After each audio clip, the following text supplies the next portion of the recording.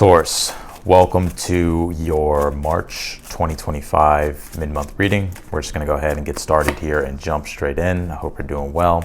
I would like to also announce too that I am running a sale on my personal readings.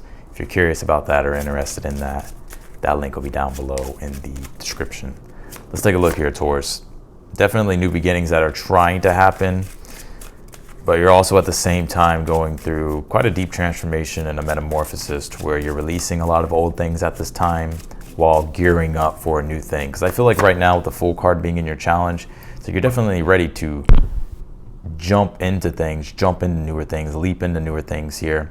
But there's things here in a way that you're still needing to close out, finish out, or just finish up here. And it makes a lot of sense. We do have, as we actually enter into the middle of this month, we just got done with the lunar eclipse. Now, when I'm doing this video, the lunar eclipse hasn't happened. The lunar eclipse happens on the 14th. And so that is, anytime there's an eclipse, that's what I think this death card is as your overall energy.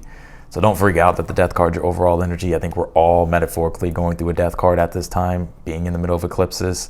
Not only that, we have a solar eclipse as well, partial solar eclipse on the 29th. So we're all going through these deep transformations. And so this isn't anything new that's coming up. It's already something that you've been going through for a while. And I would really listen to your gut and your intuition here as well, and trust and surrender here. Because the very interesting thing about this week, and because you're moving there's good things happening here for you. And I'm not saying that everything's bad right now either. But what I will say, this is a very interesting astrology that we're in from the middle of the month to the end of the month, to where talk about transcendence, the release of an old self, the release of an old identity, the release of an old reality. Everything is all in this swirl, and we have no idea what it's all going to look like, but we are all releasing all these old things. And it can somewhat be, because it's Pisces, it can be an energy of sorrow, sadness, a lot of reflection on past things. But also at the same time, it's like our intuition knows that we're being pulled into something newer that's better, but that's hard to trust and surrender to, Pisces. And the reason why I say that is because the sun will conjunct the North Node for the rest of the month. Not for the rest of the month, but this fucking month, the middle of the month. And then we'll conjunct Neptune. So talk about Sun, North Node, Neptune, and Pisces, a surrendering of an old self, an old identity, an old sense of our ego's way of what we thought things were going to look like, but also our ego's way of creating a new thing too. But having to trust and surrender and go with the divine flow, because with the contact to the North Node with Neptune and the Sun, the North Node is pulling us into a future that we can't really see right now. It's like we just have to trust and let go and surrender. Yeah, you pulled this Yod card. It says destiny, and very much a Yod in astrology can feel like you're out of control. It's like destiny's not, it's in your hands, of course. I always say that. It's like your free will. But at the same time, eclipses always bring fated changes to where sometimes the changes are out of your control. And you have to trust that the universe is redirecting you in the right direction. So something here is destined for you. And your destiny's being redirected. A Yod in astrology is also the finger of God. So it's like it points you, it pushes you in certain directions. And sometimes you may not feel ready, but destiny's calling. You pull this, nothing will come out of the situation. I think there's some fears here as well, particularly with the Eight of Swords as your advice. And in a way, I think these fears are irrational, but for some reason they're popping up. Or maybe they are very rational. I'm not sure. It could be a combination of both. But I think for the most part, you could be fearing well, if I do this, I'm not sure how it's going to go. What if this happens? What if that happens? What if this happens? Or what if that happens? I think you'll be all right.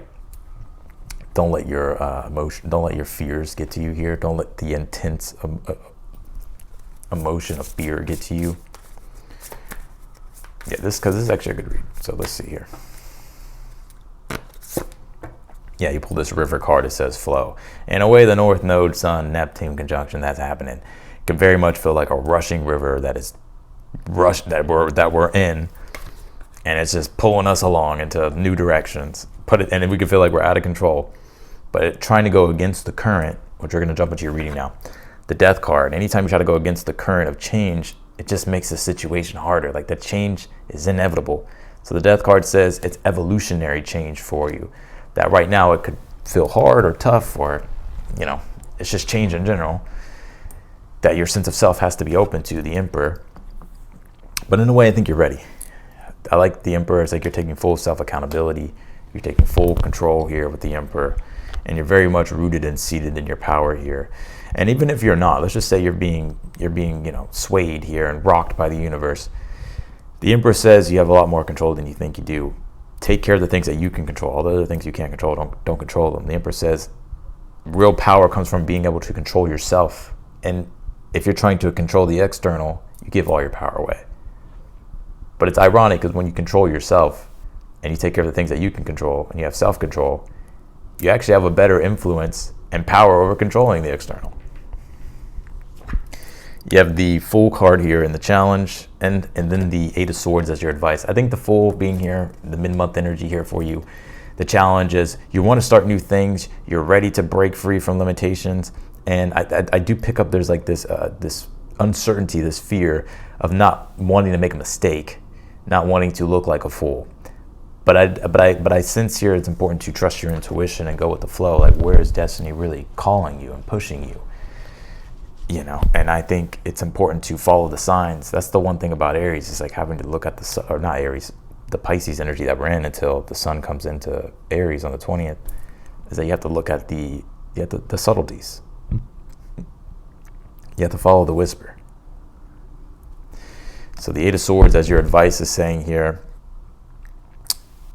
Eight of Swords is analysis paralysis, so I would be aware, try not to get stuck in analysis paralysis or get caught up in your mind and start overthinking things. The Fool card is like spontaneous. It's like, it's when it feels something, it just does it, right? Of course you want to be smart and think things through, be logical. But sometimes we get too caught up in our head to where we just overthink everything. But the there's so much in the reading. I wish sometimes I can just do like an hour-long read. But then I can't, because then I won't have energy to do the other signs. But I think, just not getting in your head. And this is actually a perfect time for you to actually challenge your beliefs. It's very interesting because with this Pisces energy, Pisces dissolves. Neptune, the Sun North Node, where the conjunction will be this month, dissolves rigidness, right? Boundaries. And things become malleable to the point where you have to watch out you don't slip into illusion, right? Or become totally unglued from reality. But the ability to be able to surrender, release, let go, clear out, spiritually purify, transcend ego blocks, ego limitations, and allow yourself to dissolve all those things, whether that's your beliefs, fears, all of it. So I think that's your advice, is like to stay open-minded here. You have the Queen of Cups here in the future position. Yeah, I like this because the energy that you're stepping into more and more here is an energy to where it feels more secure. Queen of Cups is about security, nourishment, and feeling grounded and feeling like things fit, like a sense of familiarity. Feeling like things are predictable. There's rhythm, and things aren't so disruptive. So I think you're finding more and more of that. I like that Queen of Cups. You have the Ten of Cups here in the outcome position. I mean, it doesn't get any better than that. Of course, the Ten of Cups is joy, happiness, bliss, and just feeling like your dreams are becoming alive here, Taurus.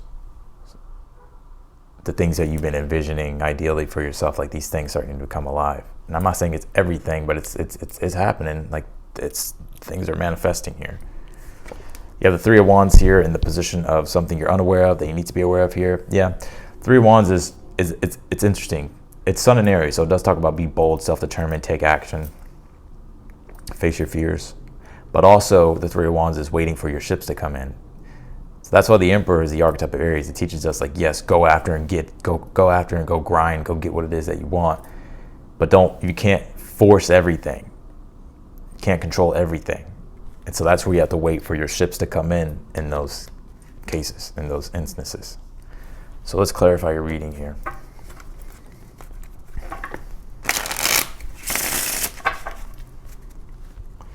I'm actually going to close this. All right. Clarify the death card here for the overall energy. You pull the Ace of Pentacles, yeah. This is the new beginning that's trying to happen. But it's interesting because the death card says, the decay of one thing actually fertilizes another, and that's exactly what is going on right now for your overall energy for the rest of the month. Whatever's leaving your life, look at it as it's fertilizing something totally new.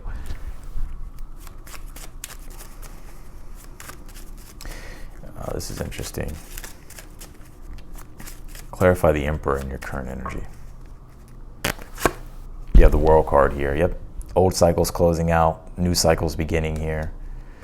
And I think you're in a good position here, Taurus. If I've been calling you Aries, I apologize, okay? This is a Taurus read, so don't flip out in the comments. But I think you're definitely, there's new beginnings here, old chapters, old cycles closing out. Let's see here. Also, too, the World card is a solar return, so maybe some of you do have Aries placements and there's a birthday. Clarify the Fool card in your challenge. You have the High Priestess here. Yeah, and the High Priestess does do a lot with the intuition and being able to be open and receptive to all the timelines. The Eight of Swords is when logic and rationality get in the way, that it can't perceive everything. So you have to be aware of that. The Fool card, the High Priestess says, be open to all timelines. Even if right now you can't see it, just be open to the possibility. Because actually, by being open to the possibility, you may be surprised. But if you close yourself off with the Eight of Swords and you just get stuck in your mind, it's going to be hard. Clarify the Queen of Cups. You have the Devil here. Yeah. And I don't get a negative energy off this Devil card. What I get here is with that Emperor and the World card, the lesson that you're learning is actually self-control, self-accountability. And because you are doing those things, because you are putting in structure, and because you are getting more discipline, you're actually able to enjoy yourself a lot more and feel more grounded. Queen of Cups, and feel more nourishment, more security, but also emotional positivity as well. Because now you actually, because you're doing things in such a way that it's creating things for you. That's giving you things. Clarify the Ten of Cups and the outcome. Yeah, you have the Eight of Pentacles, which would be the dream starting to become alive, but there's still work to do, right? I don't think it's all going to happen overnight, but you get what I'm saying. Eight of Pentacles is there's still work to do, but the work that you're doing, it's like your dream is starting to become alive. What you're envisioning is starting to become alive. Clarify the Eight of Swords for your advice. What is this here? The Page of Pentacles here. I would let go of perfection too.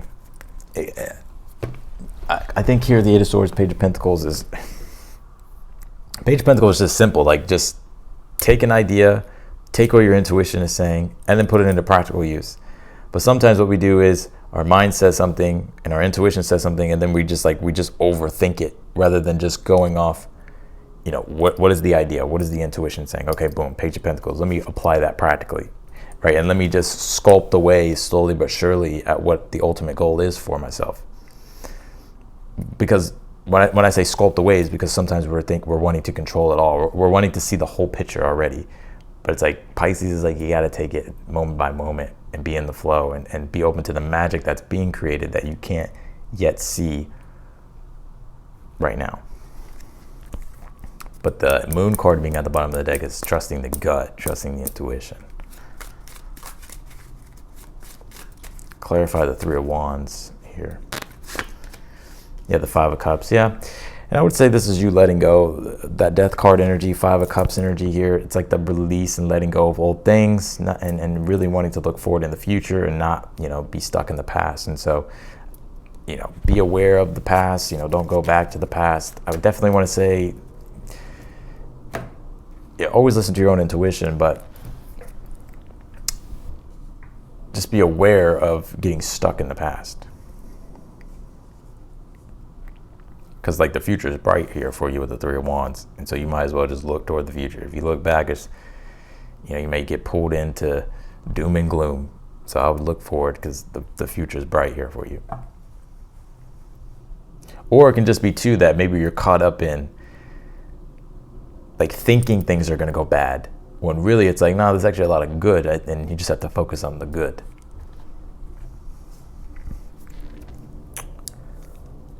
All right, Taurus, so that is what I got for you in your reading. I keep wanting to call you Aries. I don't know why, but Aries and Taurus readings always overlap for me. But I hope y'all don't mind. Y'all get it. I'm doing Taurus. I appreciate you, Taurus, though. If you want to book a personal reading with me, that link is down below in the description. If you're newer to the channel, I encourage you to subscribe. And if you like the video, be sure to hit the thumbs up button as well. Otherwise than that, Taurus, I'm wishing you the best, and I will see you later.